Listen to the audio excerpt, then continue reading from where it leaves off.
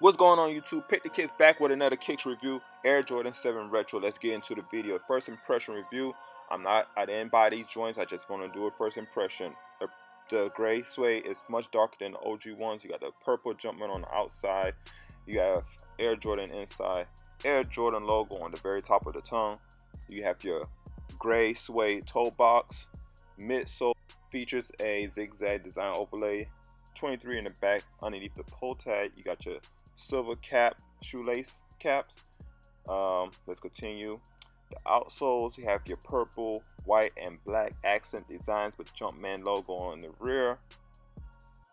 Now, I must say the tumbled leather is much detailed and much better quality than the OG ones.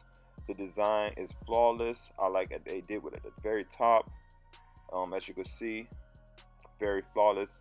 Very a lot of dimples in the tumbled leather. I love these joints. Make sure you like, rate, subscribe to my channel. If you have any more questions, please put them in the comments below. I'm out.